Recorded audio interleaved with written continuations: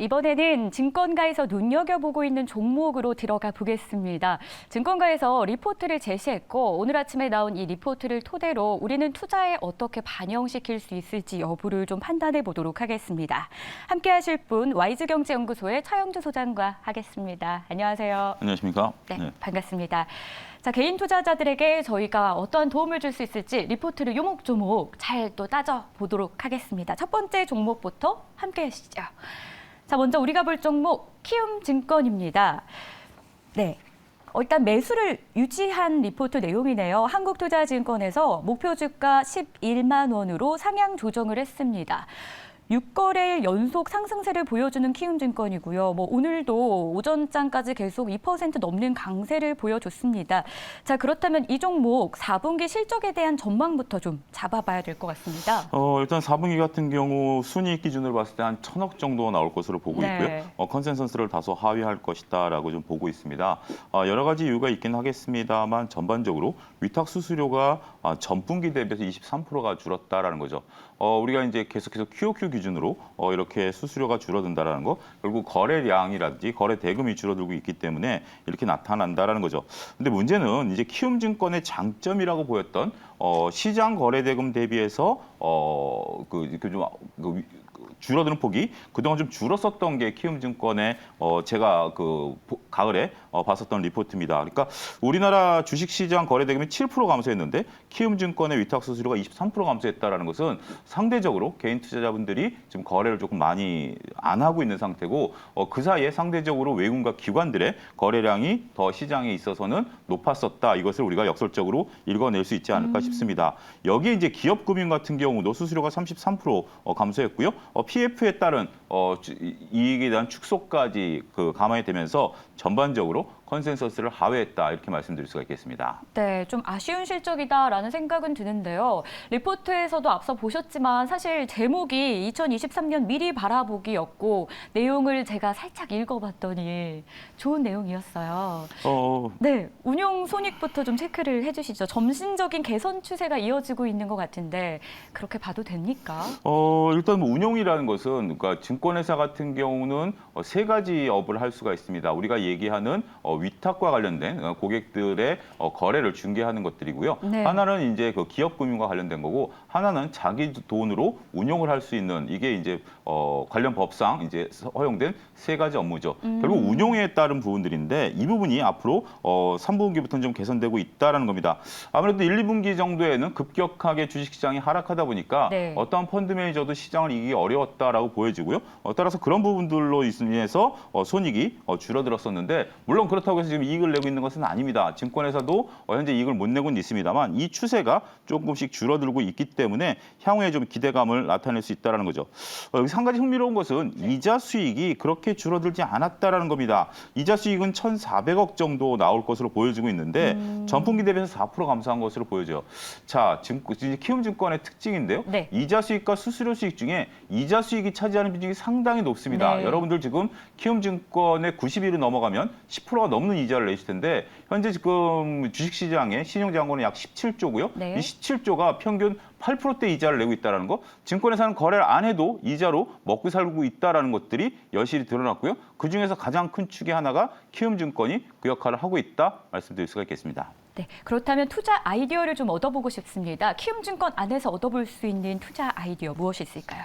전반적으로 봤을 때 이제 키움증권 같은 경우 우리가 이제 이제 시장의 거래량과 거래 대금과 관련되어 있다라고 좀 봐야 되겠죠. 따라서 그런 부분들이 가장 크게 이제 작용할 것으로 보여지는데 손익계산서를 한번 좀 보도록 하겠습니다. 손익계산서에 나와 있는 표를 한번 좀 보게 된다라면 수수료 수익 같은 경우 올해 전년 대비해서 오히려 줄어들 것으로 보고 있고 이게 이제 내년도에 성장할 것으로 보고는 있습니다만 그 폭이 그렇게 크지 않다라는 거죠. 브로커리지 수익 같은 경우도 지속적으로 감소하고 있고 키움증권이 지금 자산관리 쪽으로 이익을 만들어 내려고 하고 있는 부분들이 분명 있습니다. 그런데 이런 지금 손익계산서 얘기하고 있고요. 손익계산서에서 그 자산관리 수수료가 좀 늘어나지만 그 포지션은 그렇게 크지 않다라는 점 말씀드릴 수가 있겠고요. 여러 가지 봤을 때 이제 비용이 조금 줄어든다라고 봤을 때 이익은 개선될 가능성이 크다 이렇게 좀 보고 있습니다. 결국 우리가 이제 비용을 좀 줄여가면서 고정비 효과에 따라서 이익을 내는 그런 구조로 진입했다. 2023년도 쉽지 않은 한 해가 될 것으로 보고는 있습니다만 최악의 국면을 지나가고 있다는 측면에 있어서는 긍정적이다 이렇게 결론을 내릴 수가 있을 것 같습니다. 네, 일단 악재는 선반영되었다라는 측면에서 투자 아이디어를 제시해 주셨는데요. 자, 그렇다면 이 리포트 믿어봐도 되겠습니까? 일단 뭐 현황들을 좀 정확히 분석했다라는 측면에 있어서 믿어보자 이렇게 말씀드릴 수가 있겠습니다. 네, 증권 시장에 달린 실적이다라는 한 줄 평도 함께 해주셨고요. 일단 믿어봐도 되겠다라는 코멘트도 남겨주셨습니다. 자, 그럼 이어서 두 번째 리포트로 넘어가 보겠습니다. 두 번째 제시해 주신 리포트는 대부 시스터즈입니다. 이 리포트는 신영증권에서 리포트를 제시했는데요. 호재가 덮친 데 덮친 격 매수 유지하면서 목표 주가를 81,000원으로 상향 조정을 했습니다. 실적 보니까 적자가 지속될 것이란 전망은 나오고 있는 것 같은데 제목이 되게 재미있어요. 호재가 덮친 데 덮친 격 뭔가 엎친 데 덮친 격이죠. 네, 엎친 데 덮친 격. 뭔가 악재라는 표현을 쓸 때 많이 쓰는 표현 같은데 실적부터 체크를 해볼까요? 예, 일단 뭐 4분기 실적 같은 경우 매출이 5% 감소했지만 영업 적자가 좀 커졌다라는 거죠. 자, 이제 이런 부분들에 대해서 여러분들이 이것을 공부 차원에서 한번 좀 보셔야 되는 건데 오븐 브레이크라든지 킹덤 같은 경우 매출이 역신장했다라는 거죠. 여기에 이런 것을 끌어올리기 위해서 BTS와 콜라보를 진행하면서 마케팅 비용을 쏟아부었습니다. 그럼에도 불구하고 역성장했다는 거죠.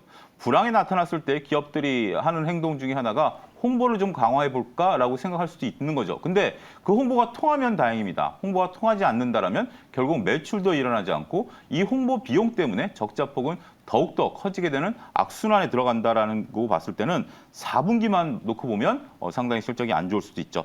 하지만 이것도 뭐 기저효과라고 그래야 될까요? 2023년에는 이걸 안 한답니다. 안 하니까 오히려 그 비용이 안 들어가니까 좋다라는 얘기인데 이게 과연 좋은 것인지 이걸 과연 비용 효율화로 봐야 되는 건지 이건 좀 의미가 있긴 합니다만 뭐 어찌됐든 뭐 리포트에는 비용 효율화로 표현을 했기 때문에 그런 부분에 있어서 상대적으로 할래다가 오히려 뭐 속된 말로 망했다가 이제 그럼 우리 안 할래라고 했다라는 측면에서 본다라면 조금 기대해봐도 되지 않을까 싶습니다. 네, 그렇다면 또 하나의 눈여겨볼 만한 호재가 있다라고 합니다. 판호 발급인데요. 이 판호가 정확하게 뭐죠? 판호라는 것은 중국 내에서 게임을 네. 이제 허가를 받고 예를 들어서 우리가 이제 물건을 팔 때 정부의 허가를 받아야 되는 거 아니겠습니까? 네. 특허라든지 이런 부분들인데 자 질문이 나온 김에 이 페이지에 있는 도표 2를 먼저 보도록 하겠습니다. 이 페이지에 있는 도표 2 판호 발급 절차를 한번 좀 보게 된다라면 전반적으로 게임 개발사가 게임을 한 다음에 판권 보호센터에 신고하도록 되어 있습니다. 그러니까 예를 들면 이제 특허 같은 경우죠. 이 게임들이 전반적으로 우리가 유용하게 쓸 수 있느냐라는 것들에 대해서 특허 검증을 한 다음에 그다음에 이제 퍼블리셔에게 넘기게 되고 퍼블리셔에 넘기게 된 다음에 각성에 이제 출판국에서 이것을 이제 비교 검토하고요. 그다음에 이제 판호 발급이 나온다라는 측면에 있어서 여러 가지 시간들이 좀 걸리고 서류도 제출해야 된다라는 것들을 우리가 좀 얘기할 수 있지 않을까 말씀드릴 수가 있겠습니다. 네, 결국 이것이 수혜가 된다라는 말씀이신 거죠? 일단은 뭐 수익 기대감이죠. 전반적으로 봤을 수익 때 기대감. 수익 기대감인데 우리가 이제 판호 발급이 지금 됐다라는 건 아닙니다. 근데 얼마 전에 판호 발급 이제 44개에 대해서 이제 글로벌리 이제 시작을 했고 이 대부시서진 같은 경우 2021년에 중국 대형 퍼블리셔 사와 계약을 맺은 바 있기 때문에 그를 통해서 판호 발급에 있어서 수혜를 받을 가능성이 있지 않겠냐라는 거죠. 특히 이제 올해 오븐시메스의 이제 CBT 그러니까 이제 한번 이제 사용해보는 이런 정도의 이제 게임을 또 출시할 것으로 보고 있기 때문에 전반적으로 이 판호 발급에 대한 기대감과 실적에 대한 부분들 이루어질 수 있지 않을까 말씀드릴 수가 있겠습니다. 네, 그렇다면 대부시스터즈의 투자 아이디어도 찾아보도록 하겠습니다. 일단 목표 주가도 상향이 된 상황이에요. 결국 이제 리포트에서 얘기하는 것은 이제 판호 발급에 이제 기대감을 좀 많이 갖고 있습니다. 판호를 이제 신청하는 부분도 있고 최근에 중국에 있어서의 판호 발급이 전반적으로 이루어지고 있다라는 측면에 있어서 판호 발급에 대한 기대감들이 이제 반영이 되고 있는 건데 이건 좀 지켜봐야 되죠. 그리고 또 한 가지 넘어야 되는 것은 판호 발급 이후에 이런 것들이 매출 성장세가 보여야 된다라는 거였죠. 단순하게 우리가 이제 물건을 팔 수 있는 그런 상황에서 시장에 내놨을 때 물건이 팔리는 게 가장 중요하지 않겠습니까? 넘어야 될 산이 이제 두 개가 있는 겁니다. 하나는 판호를 발급받아서 물건을 팔 수 있는 환경을 만들어주는 것들이고요. 그다음에 이제 물건을 시장에 내놨을 때 시장에 있어 특히 이제 게임 유저들의 반응을 좀 봐야 되겠죠. 이런 부분들까지 서로 두 가지를 다 살펴봐야 되지 않을까 싶습니다. 네, 일단 판호 발급이 정말로 이루어지는지 여부를 확인하는 게 중요하다라고 해주셨고요. 그 이후에는 또 물건을 팔게 된 이후 유저들의 반응도 저희가 잘 살펴봐야 할 것 같습니다. 자, 그렇다면 이 리포트 믿어봐도 될까요? 일단 뭐 판호 발급에 대한 부분들을 언급을 많이 하고 있고요. 뭐 그런 부분들에 있어서는 한번 좀 믿어봐도 되지 않을까 싶습니다. 네, 판호와 매출은 기대감이 있다라고 해주셨고요. 이 리포트에 대해서는 믿어봐도 되겠다라는 정보를 남겨주십니다. 자, 여러분들께서도 오늘 함께했던 이 종목, 두 종목 체크해 보시면서 리포트 토대로 투자에 참고하시면 좋을 것 같습니다. 지금까지 YG경제연구소의 차영주 소장이었습니다. 고맙습니다. 감사합니다.